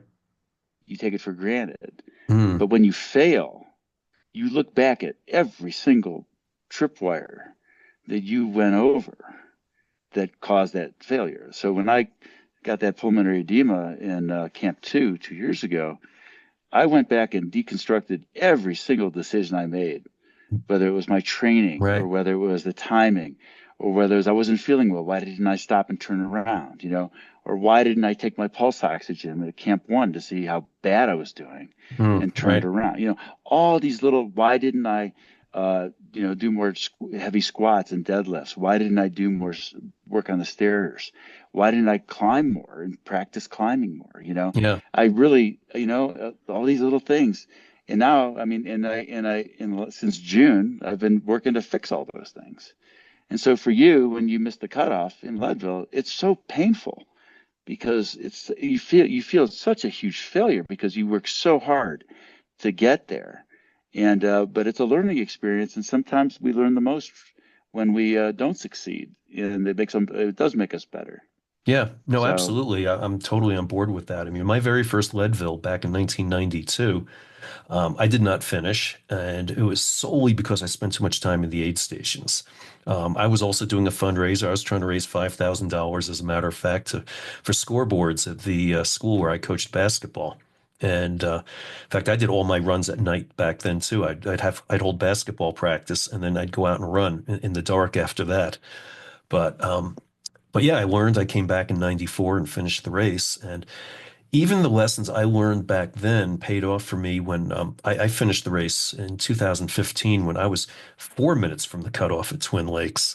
And I still managed to finish because I was able to run through the night, just kind of like you're talking. I like running through the night. It's cooler. I find food digests better during that time when you're not getting dehydrated. And so, and I finished with 2 minutes to spare at the very end. But yeah, I didn't lose any ground, obviously, more than 2 minutes there all the way to the end. So even those lessons carried forward. But even having run it now 10 times, um, last year when I didn't finish, yeah, I went back and deconstructed a lot. Learned a lot about my hydration, my salt intake, and just the fact that I'm getting old. I'm not too damn slow. I got to work. I got to work on a lot of things here if I'm going to try to finish it again, even though my dad thinks I can't. Uh, but yeah, it's constantly important to deconstruct, learn from what you had. And so, In your subsequent summits that you've done between Vincent um, and Everest, now you have 5 other summits. What kind of other lessons did you learn along some of those? Oh yeah. So in Denali, I learned that, and I trained. I did the rim to rim to rim with two other friends Nice. in March to train for Denali. So I was listening to one of your podcasts with a woman from Boulder. We Right. did that, and I ran into Alex Honnold at the halfway point, Really? which is really fun. Yeah, he started 2 hours after us and finished, hours before us. But it was so cool to randomly just talk to him. He's such a nice guy. I mean, just Yeah, so I've heard that. approachable. And Right. but yeah, so I was, again, hired a coach, trained and did a lot of things. So when I got there, I felt prepared. But again, I didn't train on my footwork, and you have to be very efficient. Right. And when your footwork's not efficient, you burn energy that you need later. Right. And so we summited, and I got frostbitten, unfortunately, because it took a long time on summit day, and I didn't change my hand warmers, and I Mm. had taped a finger that I thought was blistered, but it was actually frostbitten, so I lost tissue in that finger. But so I have, memory of that. But I think that, you know in that instance, I was very lucky that I had enough power to get through it, and I powered through it, even though I was wasting so much energy on Right. the every time I would go up a really steep section. Um, and then I would say, on Elbrus and Mount Elbrus, that was just pure fun. I brought my snowboard with me, and I snowboarded down from the summit. So Elbrus was Nice. just a blast. And then at Concagua, I got a pulmonary edema at Concagua because I did a rapid ascent hypoxic program, Right. and I didn't do the homework on how many hours and how to use that properly, and I was told by certain people that you could go a week without it and not lose any acclimatization, and that was wrong. And I blew up on Aconcagua, and I got a pulmonary edema in Aconcagua because I Mm. went up too fast and came down on a chopper. And went back and did it properly a couple of years later. But in 2019, that was a miserable fail for me. So, yeah. So I mean, I think that again, the reason I succeeded in Aconcagua going back was because I went up slow and went with a good group. I took Diamox when I needed it, and I moved more efficiently and learned from that. So, I think look, I mean, practice and experience are the best teachers. Absolutely. That and maybe moving to Leadville so you can just be at high altitude to start with, and then it won't be such as drastic when you're going up one of these other mountains, right? Absolutely. Absolutely. Yeah. Did you ever train with one of There's, those masks or anything that simulate high altitude? so what I did, I studied and I talked to a lot of my friends that used the Hypoxico machines, Yeah. and I bought two of them. I bought two of them because my wife was from the Caribbean, and we have a home in the Dominican Republic, so I needed to have one there and one here. But Right. I did a lot of research on the training with it, and I found that the real benefit from the hypoxic is the sleep. Yeah. It's hours in the tent in elevation, and that's really what gives you the ability to be able to have an advantage. And I met a lot of folks that have done the rapid ascent. I'm not doing rapid ascent for this experience, but I spent 400 hours in a hypoxic environment, sleeping at 15,000 feet. Nice. And I tested it. I didn't just trust it. I tested that in December, for the month of December, and then I went to Cotopaxi and Chimborazo in Ecuador, and Right. had really successful experiences having done that. And I'm feeling it now. I feel, very confident, and I'm not having much altitude issues at all. And I went to 13,000 feet today, but yeah, but there's tools out there. I didn't use the tools properly in 2019, and I blew up, and I had no business doing that. Yeah. Yeah. I should have known better, instead of just reading a manual, and I needed to talk to people. So I Yeah. think you do the homework. So real quick, I'll divert for a second about talking to people. So when I was training for Race Across America, Right. I picked my crew and I flew them all to Boulder, and we did one of the seminars in Boulder for RAM, and um, the gentleman whose name will come to me quickly, who was giving the seminar, pulled me aside and he said, "You're going to win this race." All right. And I said, "What are you talking about?" He said, "You're going to win. You're going to win your division in this race." And I said, "Why on earth would you say that? I'm a rookie. Only a third of the rookies make it, and Right. only half the people in the race make it." He Yeah. said, "Because," he said, "you're doing the work. Your whole crew is here, and they're all here listening with you." Right. And that was when I decided to go to all liquid diet, except for when I came in for my sleep breaks. Right. I biked 20 hours a day. I only ate one meal, and that was before I went to bed. The rest of it was liquid. Wow. And You were on the bike and 20 I hours a day though, huh? Yeah, Okay. to Right. prepare for a race across America, he said you need to go on the course. You need to go see the course. So I broke my crew into three groups, and in March we went to California and rode to Arizona, and then in April we started in Indiana and rode to Maryland, and then in May we went back to Arizona and rode across Colorado. Three different crews, three different parts of this course. I pre-rode 2,000 of the 3,000 miles with my crew in the Mm, heat, in the right. night, riding for 3 days straight, sleeping 3 hours, and so but I took his cue and I listened to him, and I also talked to other people who had done the race. I said, "Hey, what do you finished this race? What did you do? What advice do you have for me?" Yeah. So I think a little humility goes a long way when you're doing something for the first time, and being unafraid to ask for help. No, absolutely. No, that's but even there, I mean, you spent 3 days in a row biking basically, and you still fell asleep on on your handlebars there, so obviously, yes, you gained an awful lot covering most of the course. I know, any race, if you know where you're running, it helps. I mean, I have a cross country team. We get on the course before the race. I mean, it always helps. I mean, but obviously it doesn't cover everything. There are times you can still make mistakes, and that's where, yeah, it helps to listen to people, but you want to dial in whether it's sleep or your hydration or your salt intake or whatever it is. It's more time you can spend out there, the less likelihood that something's going to go wrong, but something will, as we all know. Yeah, and so the way I look at it is it's kind of like an insurance policy to talk to people. Because look, Right, you're gonna learn on your own, right? You're gonna learn. I'm never gonna try any new nutrition on a race. I'm never gonna try any right, new gear on a race. The time to try that stuff's in practice.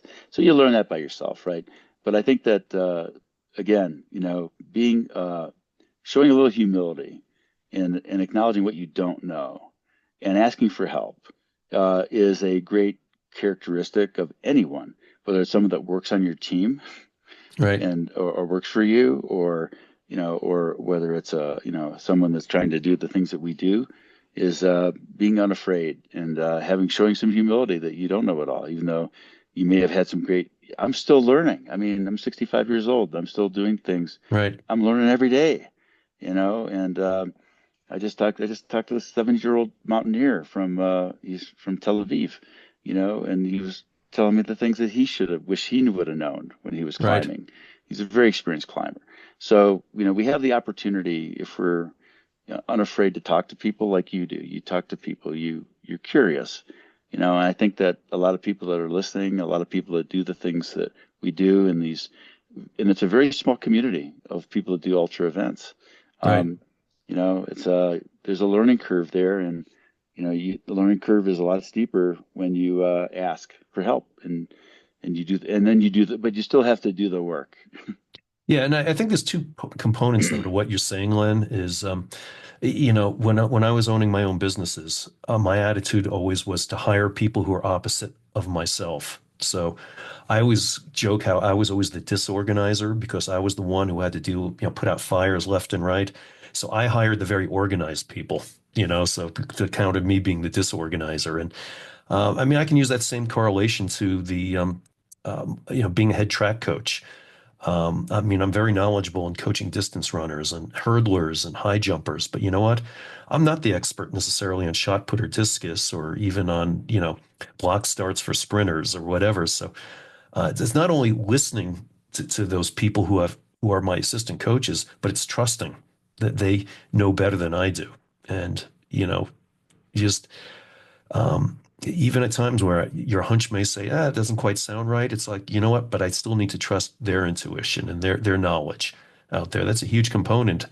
Even especially if you're out there on the trail or you're out there doing something, you're not in the right state of mind half the time, to make the best decisions. Sometimes you have to let your crew be the ones who say, "Hey, Len, this is what you need to be doing right now. You need to be eating or you need to take a rest or whatever it is." You have to surrender that. And Yep. look, none of us can move up to higher levels in our careers or without trusting the team and trusting the people that we choose to surround ourselves with. I have a really quick story I'll tell you. So on the second, Yeah. I did Risk Premier twice. I did it in 2012. I wrote a book called What Spins the Wheel. And then I started giving speeches to leadership organization as a leadership speaker. And I raised a lot of money. I was speaking for honorariums that were between 10 and 20,000. And all that money went to the charity. And so I decided to go back and do it in 2017 and go back to all those people that had brought me in as a speaker and say, hey, you know my story and you know our charity. I want to raise $1 million and I want your logo on the front of my jersey. And it's 25 grand to be on the front and it's 10 grand to be on the back. And that's how I did it. I raised 800 Right. grand before I hit the starting line. But but anyways, we're riding across Prescott, Arizona, and I came in. I ran. You ride straight across the desert. You start in Oceanside, California, and you ride all the way to Prescott, and you're going through the Sonora where the temperatures are 120, 130 degree heat index. So you can't stop. You just got to keep going. So you finally sleep in Prescott, and um, I woke up and my team said, "Hey, Forkas, I know you like Starbucks. You want a latte?" And I said, "Oh my God, that would be awesome because that's the last little time you go through where you actually have that opportunity." Right. And so an hour later, they show up, and on the back on the van on the top is a rack, and there's two spare bikes in the top of the rack, and they come up and they give me the coffee, and the bikes are missing, the rack's missing. Oh, wow. And so I said, and the coffee's cold. I said, "Hey guys, thanks for the coffee, but where the hell you been? It's been an hour." I said, "Where have you guys been?" And they said, "Oh, well, we just got delayed." I said, "Hey, where are my bikes? Where's the rack?" He said, "Oh, we didn't quite like the way that was fitting together. We're going to redo it. Don't worry about it. You just keep riding. You'll be fine." And at that moment, I knew exactly what happened. They went through the drive-through, Oh no. I see where this and is I knew going. it, Yeah. but I knew it. And I was told later the bikes were like hanging. These are expensive carbon fiber bikes, right? Yeah. They're hanging off the side of the van. And but at that moment, I knew there was nothing that I could say that could help them. No. And I had a job to do. I got to pedal the pedals. But Right. I knew that they were resourceful and they would figure it out. And I can't say anything that's going to contribute to this, Right. but I trusted them that they'd figure it out. And sure enough, at the end of the day, they stopped at bike stores along the way and they got the parts. Thankfully, the bikes weren't broken. I had a really good mechanic that fixed them up, and I was back on the road. And they Right. didn't. But the point but that was a leadership lesson for me was when you delegate, you have to let it go, and you got to let them own the problem. Right. And they did, and they succeeded, and they came through. So I think so oftentimes, unorganized Bill wants to fix it all. Right. And unorganized Bill is never going to be able to fix it all. So you have to find people that you trust that'll just take it and run with it. And you know what? I'm a big believer. I have a big 80-20 rule. I said, I'd rather have you make 100 decisions and have 80 of them right than make 10 perfect decisions. Right. Yep. I like it. So That's a great perspective, Len, and it kind of goes toward an expression I use all the time. I've used it even yesterday at the track meet that we had. Quite often I just say it'll all work out. You can stress all you want, um, but at some point you either somebody's going to fix it like you said, or you know what, you're going to take the steps to fix this, whatever it is, and it will all work out. But getting stressed out about it is going to be totally counterproductive. Your brain's going to be going in so many different directions. I coulda, shoulda, woulda, whatever. None of that is productive. But you know what? It will all work out. And a lot of times, as you've experienced, it's not under your control. I mean, there are a lot of times I've had luggage lost on trips, and there's not a whole lot you can do in that situation. It's like, well, the airline's got to find your luggage. You can't go look for it yourself. So you can give them all the information, where you're going to be, whatever, and somehow it'll all work out. Either your luggage is going to show up, or you're going to go to the store, you're going to buy the stuff you need to keep going. It'll work out. But part of that is because you have a frame of reference that you've flown a lot, and you know as a very experienced flyer that that's a risk, right? But if Sure. that's your first airline, if that's your first time on an airplane and they lose your luggage, you have nothing to base that on. You have no frame of reference as to how that fits into the overall scheme. Then you react very differently. And so I think a lot of wisdom comes from having some perspective on, yeah, okay, I've flown hundreds of times and 99% of the time they don't lose my luggage, but there's always a probability they will. So I think a lot of times having that ability to step back and be able to not react is a real source of leadership skill Right. is to be able to take a step back. Like Jefferson used to always say, if you're mad, you got to count to 10. And if you're really mad, you got to count to 100. Right. I've counted to 1,000. I've counted to 1,000 Right. sometimes. And Nice. but you have to have leaders are always being watched, and they're always being people are reacting to how a leader reacts when things are going sideways, and Right. that ability to be able to understand the impact that your tone has on others, and it affects them. And I think that that's a real valuable lesson that we all learned as the more we lead or coach or whatever we do in our world, we know that having that maturity to stop and don't say what you want to say to the guy who pissed you off in Antarctica, you know, you have to have that ability to control your emotions and to be measured, but it comes from a foundation of experience that oftentimes we take for granted.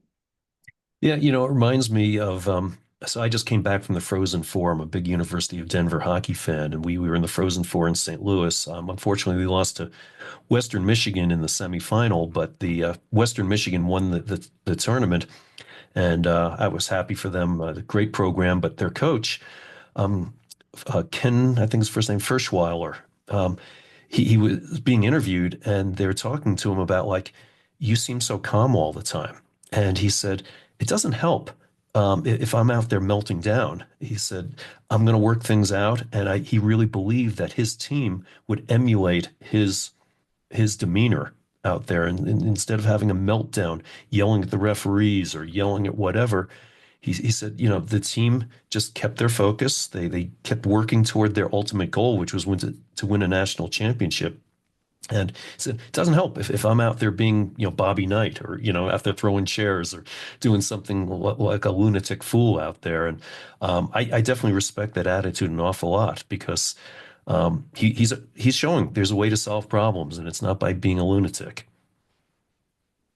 And I think for a lot of the endurance athletes that are part of your podcast or are listening, is that there's no straight line in the things that we do, especially because they require so much time. And and sometimes another example is I did um, uh, the triple bypass bike ride.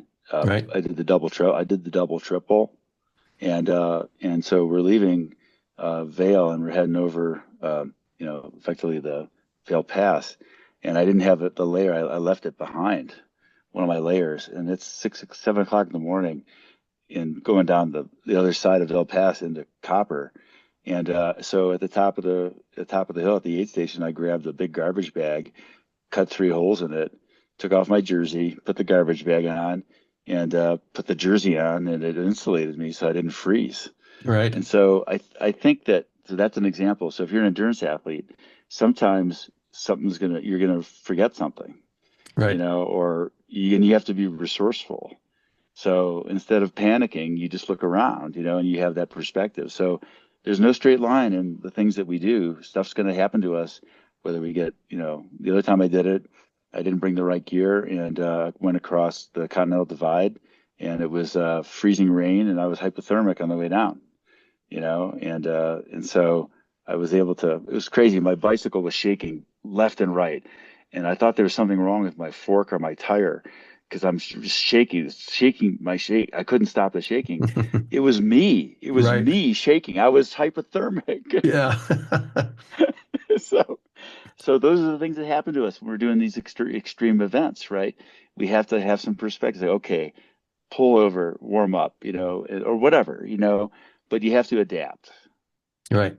And being able to adapt means that you have to assess and not jump to conclusions or overreact. And I think that maturity, I think a lot of people that are listening have had an experience where they had to take a deep breath, you know, Right. to keep going, and that's wisdom, So, but there's no straight line, and there's no straight line for anything we do. We have to constantly adjust and adapt and be prepared, and sometimes we fail. Yeah. No, something will always go wrong when you're doing an event. Just it happens. Something will always go wrong.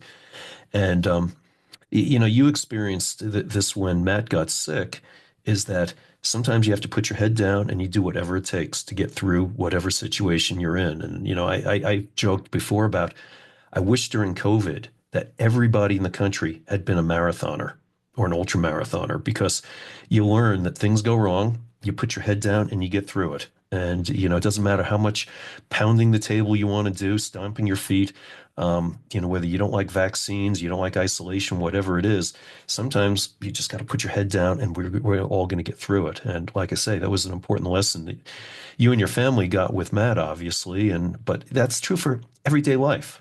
Everything doesn't go right every single day. Maybe you're stuck in traffic. Maybe it's something as small as that, but you just sometimes you put your head down, you figure out what you're going to do. If you're going to be late for that meeting because of traffic, you call up and say, "Hey, hold things up for me," or whatever. You know what I'm talking about. So my best response to that was the day that Matt was diagnosed. We went to several hospitals, and then we went home to get his pajamas and get ready for a long hospital stay.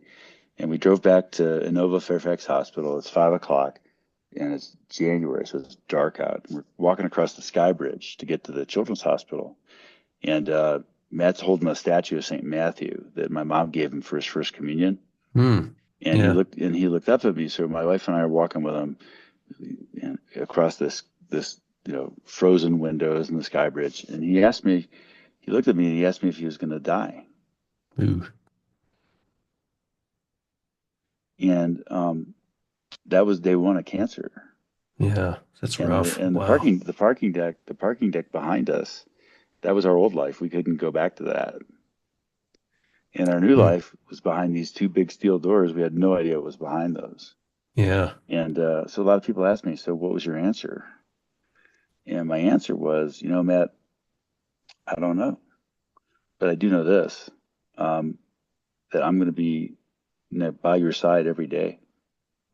And I'm going to do everything in my power to make sure that you come through this. Yeah. And I'm going to be with you the whole time. And I said, there's a very, very good probability that we're going to be okay, but I can't say yes or no to that. I'm not going to lie to you. And that was one of the most difficult things I've ever had to say as a parent on the most difficult day of my life as a parent. But that was the truth. Yeah. I wasn't going to lie to him.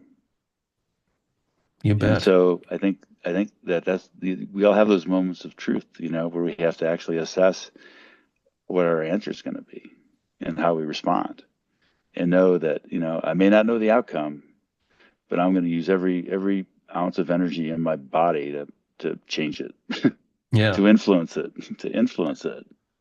Yeah. And And so that's that was obviously, my yeah. Go ahead. No, it was an indelible moment in my life. Yeah. No parent wants to hear that question or answer it. Yeah. Well, I mean, it's part the parent and part the East Coast guys that we both are, where we tell it like it is. And it may not be pretty, may not be the easiest, but it's the truth. And that kind of honesty, I'm sure, actually made it easier in the long run, even though some people may want to sugarcoat what you said to Matt. At the same time, it's like, yeah, this is reality, and all we can do is keep fighting. All we can do is follow the path, and hopefully it's the right one. Yeah, absolutely. Yeah, and like I said, those are these moments that they happen in our lives. Whether it's going to happen to everybody, everyone's going to face adversity. Right. You know, Yeah. and everyone's going to experience cancer, whether Right. themselves or through a family member or a friend or someone they love. It's out there. It's a crappy disease. Yep. But we're all going to face it. So Yep. It's an absolute. Well, we've been at this for a long time, and I know you've got, things to do there and all, but I did want to go into just kind of what it's going to look like here for, when once you get to Everest Base Camp. Obviously, as you said, you're going to be stepwise ascending out there, and what it's all going to look like. And, you mentioned sharing this with some of the beneficiaries of your charity, but at the same time, I think about Colin O'Grady, who, he's done a lot of treks out there across Antarctica and whatnot. He's always like, done a lot to let school children interact with his expeditions as well, and how people can follow you out there as you're going through all this. yeah, so I'm doing my best to post every day. So I have a really awesome person named Jeannie Buer who's helping me post my blog on the Hopecam website. So anyone that wants to read what's happening, go to hopecam.org and you can learn more about the organization, see our blog, and hear dailies on what's going on. So that's one way people can follow. And then my Instagram is Len Forkas Jr. Jr. And you can follow me there as well. And so yeah, so that's my idea is to every day we move. We're going to be shooting video of the children and telling their stories. Um, and I'm looking forward to meeting my team. Ryan Waters is my guide with Mountain Professionals. I met Ryan training for the North Pole in Lake Granby years ago, and I also trained with his partner Chris for that. And I did the South Pole with Ryan last January, and that's when we talked about him being my guide for Everest. So I feel I'm in great hands. I've got a great guide with Ryan. There's three other people that are going to be part of the expedition along with me that are just arriving at base camp right now. So it's a whole process of going up, climbing high, and sleeping low. So we'll be going through the Khumbu Icefall and doing a rotation.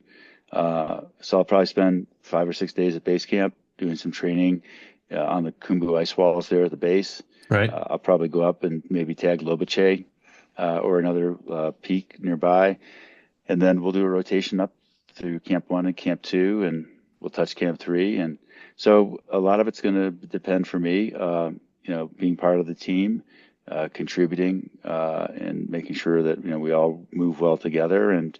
Um, and then I'll see how I feel. If I feel, I know now that where the stop point is for me when I hit the fatigue point. I know that now. Right.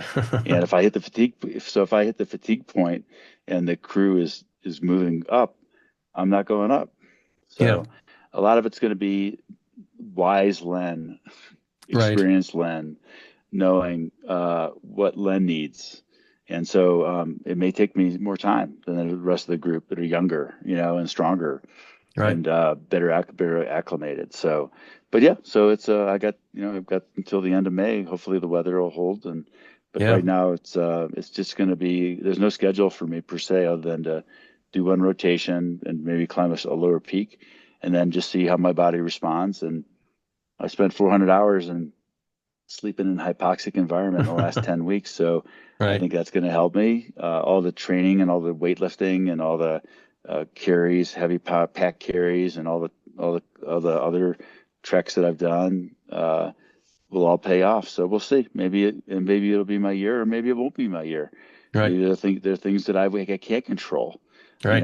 But either way, I'm going to do everything in my power to minimize the decision risks that would prevent Len from going up. But the mountain decides, and it's not up to me. It's up to the mountain. Whether it's going to allow me to climb uh, based on how my body adapts to it. So that's my mindset. This will be my seventh summit.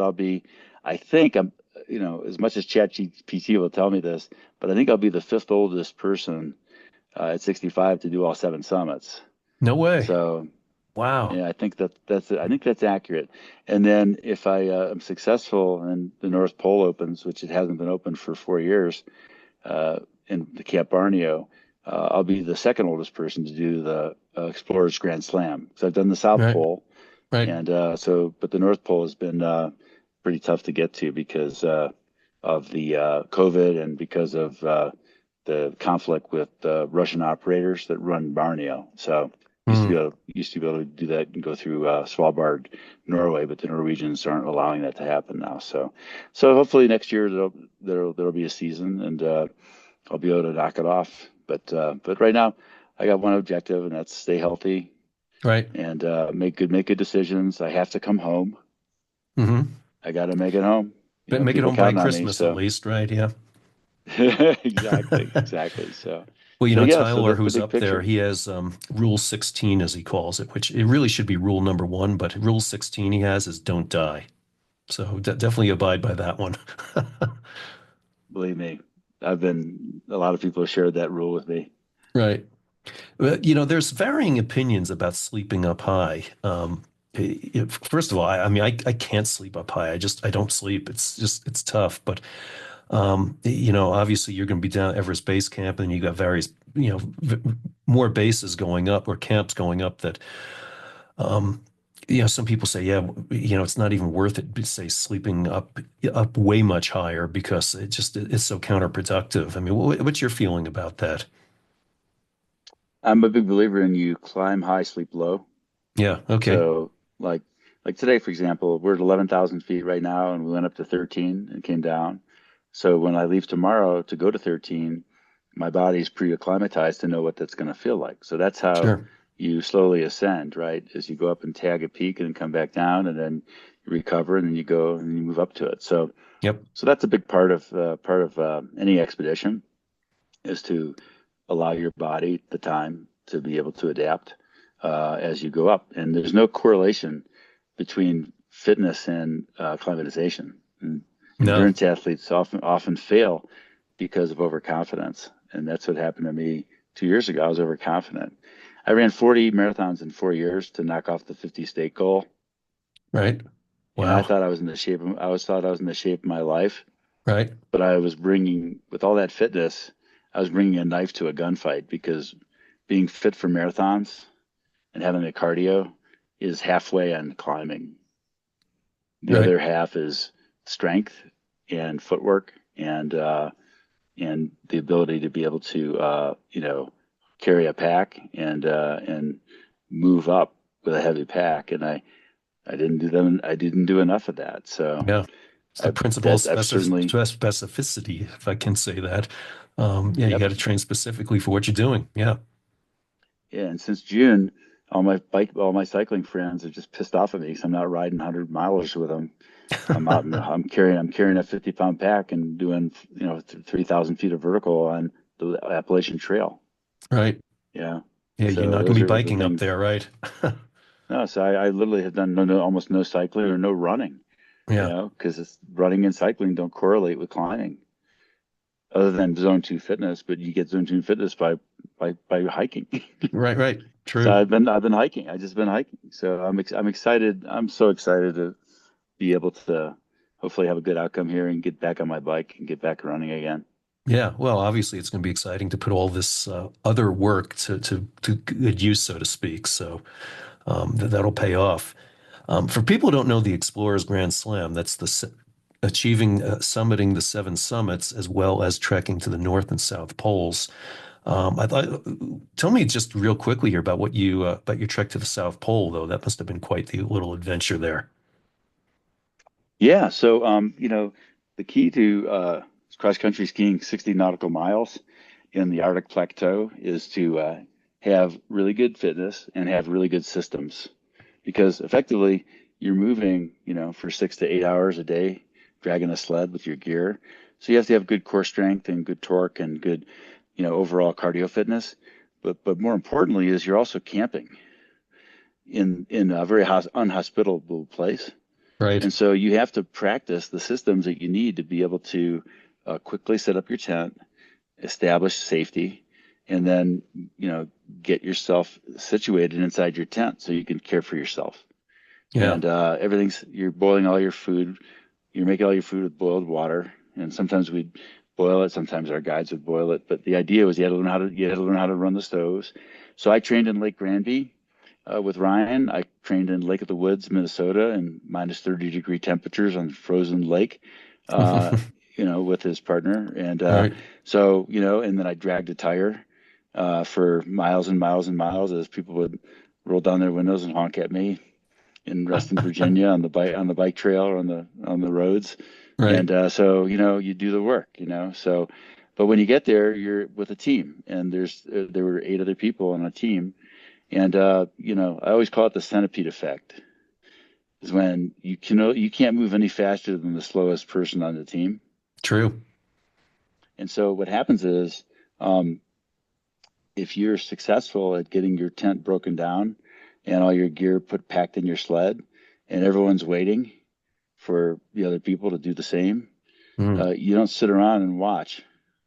You help them. Yeah. You help them out. You know. And so we all moved very quickly. There was never a time we were waiting for more than a few minutes because everybody helped everybody. And so to me, Very that was cool. one of the most joyful things about being on Ryan's team, because he's such a great leader in instilling a sense of teamwork and purpose in everybody. And Right. nobody benefits from standing still in minus 30 degrees waiting for somebody else to finish their, take down their tent or take out the stakes or, Right. whatever, right? So when you finish your, it's also self-care, and making sure that you're okay, and that your body's warm and that you're able to maintain yourself. So again, it's the training, it's the systems, but you'd think that, skiing across the Arctic Plateau with all you're seeing is flat snow for 90% of the time, that you'd be absolutely bored silly doing that for 6 days, 7 days in a row. But when you're on a Mm-mm. team and you're with other people, and then next thing you know, you start to see the variation in the snow. You start to see Right. the sastrugi and how it shapes. You see Right. the shadows and you see the beauty. It's very filtered. And I think the other reason I think I really so enjoy the expeditions and getting away is because you're totally unplugged, unlike today. But when you're on the Right. Arctic Plateau, there's no internet, No. and you have InReach with Garmin, so you can text at night, tell people you're alive, and they can follow you. But for the most part, you filtered your life so much that everything in your tent is essential. And it's, to me, in a life of abundance, it's so refreshing to cleanse your possessions to a point where you only need the things that you need to survive. Right. Well, And it reminds me and of of course, reading Colin O'Brady's book when it's called I forget what the name, but he did a solo unsupported trek across Antarctica. And yeah, if you looked at it just it looks like a blank canvas, just total white landscape out there. But in reality, he had to stay alert all the time because there were sastrugi, there were crevices, there were just pancake ice, whatever it is that could trip you up and lead to catastrophic circumstances because just like we talked about earlier, there's no rescue coming. So even though some people may say, "Hey, this is boring," it's like you got to be, have all your senses on high alert at all times. And I'll even get comments from people saying, "Oh, yeah, what do you think about when you're out there on a trail run somewhere?" It's like, "Hey, one bad footfall, and I'm going to go for a tumble here or something." So you're always on top of it. You have to be. So I'm sure you experience the same thing out there. oh yeah, the staying in the moment. And you're right. I mean, the most important thing in your climbing is where you put your foot next. Right. There's nothing more important than where your foot goes next. But I think the other thing too is that by having scarcity, we really appreciate the luxuries that we do have. So Right. it's that filter process, that filtration process for a week or however long you're gone for, is you can't really honor abundance. Right. You honor scarcity, you honor things that are scarce. Sure. And so to me, that's why I really enjoy doing what I'm doing, is that it helps me hit reset. And Absolutely. then you also realize of all the things that we have, all the possessions we have, you know, to make it to the next day going across the most inhospitable place on earth, which is the Arctic tundra, is all you need is food, water, shelter, warmth, and your team. Your team and your inner engine to keep driving forward, you know? Yeah, Yeah. Well, yeah, so your cool. mindset. Yeah. What was it like when you hit the quote finish line at the South Pole there? Well, it's actually what's really exciting is when you get to the last day, you finally see something other than ice because you get the glint of light off the National Science Foundation building. Okay. So you finally see some life. And then the other thing that's really cool is there are lots of other people that are actually aiming for the same goal. Right. And so what happens is you effectively all the longitudes are going to the pole. So you start to see everybody else coming to the same place. So it's Yeah, really that's fun. But yeah, it's pretty amazing. It's pretty exhilarating to finally get to that place and celebrate. So, yeah. No, that is and funny then the how planes come and pick you up. Yeah. yeah, it's a common finish line with different starting lines. Very different than most races. So Yeah. well, cool. Well, hey, like I said, we've kept you a long time there. I know you got a lot of preparations going on, and this has been great. A lot of great life lessons and a lot of great just finding out about more of your servant's heart out there, which I think is just awesome, and all the great work you're doing for Hopecam. And you mentioned before where people can kind of follow what you're doing up there with Everest, with your Instagram. Where can people find your books, by the way? It sounds like you've got several books out there, right? Yeah. Amazon's the easiest way to spot them. Len Forkas, Right? Amazon is usually the spot to go. Okay, I'll put a link in there too so people can spell your name correctly for one thing. And but no, this has been fantastic. What have we missed here? Uh, I think Bill, I think it's a pleasure to speak to you and pleasure to meet with you. If you can send me a text with the names of the people I want to look for at the camp, I would like, that's the only thing we've missed. Yeah, yeah, no, absolutely, I will. No, I'd be so cool if you got to interact with them because they're great folks and doing some amazing things like you are as well. And best of luck to you um, with this expedition and obviously finishing the seven summits and then hopefully the Explorers Grand Slam. Best of luck to Mark as well, or Matt, I should say. Obviously, it's great you guys can do this together. So, best of luck to you guys, and thank you so much for your time. This has been fantastic. It's been my pleasure as well. Thank you very much again, Bill. It was a pleasure. You too, and remember rule number 16. Yes, sir.